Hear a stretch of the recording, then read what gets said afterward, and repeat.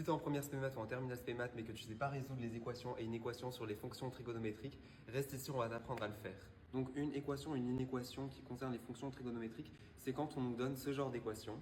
Donc là, on nous dit sinus x égale moins 3 moins racine de 3 sur 2, sinus de 3x égale 1 ou cosinus de x est supérieur ou égal à 0. On doit trouver les valeurs de x pour lesquelles l'égalité ou l'inégalité est vraie. Donc on va vraiment résoudre une équation, une inéquation. Pour ça, on va utiliser le cercle trigonométrique à chaque fois. Donc c'est bien important de comprendre comment il fonctionne, de savoir l'utiliser. Si vous n'avez pas à le faire, n'hésitez pas à regarder notre précédente vidéo sur le sujet qui explique comment utiliser les fonctions trigonométriques. Et on va pouvoir résoudre les équations et inéquations qu'on a fait. Mais avant de commencer, il faut savoir que comme on sait que le cosinus de x, c'est toujours entre moins 1 et 1, ou le sinus de x, c'est toujours entre moins 1 et 1, si on a une équation qui sort de cet intervalle, alors elle n'a pas de solution. Par exemple, cosinus de x égale 17, ça n'a pas de solution, puisque le cosinus est toujours entre moins 1 et 1, donc il est impossible qu'il soit égal à 17, donc il n'y a aucun x pour lequel cette équation est vraie dans les réels. La première équation, c'est celle-ci, c'est sinus x égale moins racine de 3 divisé par 2, donc pour ça, on va utiliser le cercle trigonométrique. Et ici, on a l'axe des sinus qui est vertical.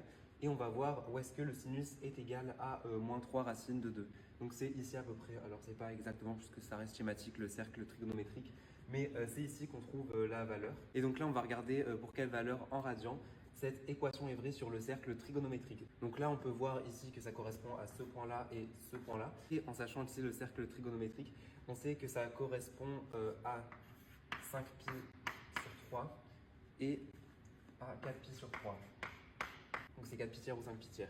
Ou aussi ça peut aussi être dans l'autre sens, ça peut être moins pi tiers et moins 2 pi tiers, ça dépend de l'intervalle sur laquelle on vous demande de résoudre l'équation ou l'inéquation. Donc on a ici trouvé deux solutions, 4 pi tiers et 5 pi tiers. Mais comme on sait que la fonction sinus est périodique de 2 pi, alors à chaque fois qu'on ajoute 2 pi, c'est comme si on refait un tour du cercle, on part de là, on refait un tour, on arrive exactement au même point et donc on se retrouve de nouveau avec le sinus qui est égal à moins racine de 3 sur 2.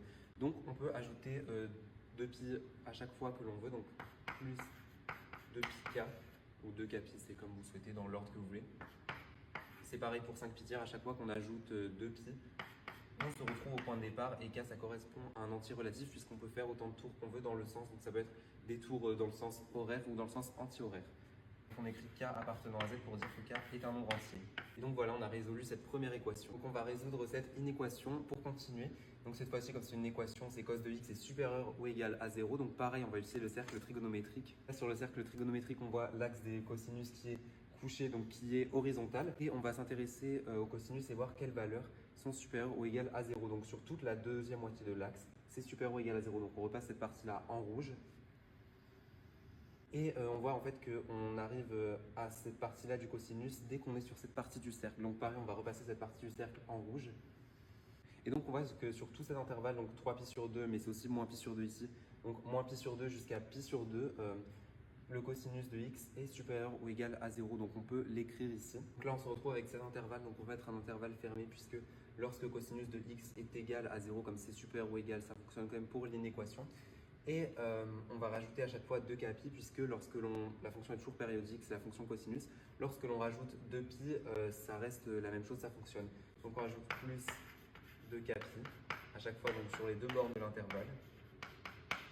Et on écrit que k appartient à z puisque c'est que pour les k qui sont entiers. Donc voilà, on a résolu à nouveau cette inéquation. On va maintenant s'intéresser à cette dernière équation qui est sinus de 3x qui est égal à 1. Déjà, comme on ne sait pas résoudre directement avec le 3x, on ne peut pas diviser par 3 puisque le sinus, ça ne marche pas comme ça. On ne peut pas diviser juste par 3. On va poser le grand x égale 3x, on fait un changement de variable.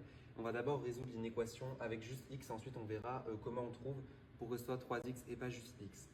Et pour ça, on va d'abord résoudre l'équation sinus x égale 1. Ici, on voit que la seule valeur pour laquelle le sinus de x égale 1, c'est pi sur 2. Donc on a résolu d'abord cette équation, sinus de grand x égale 1.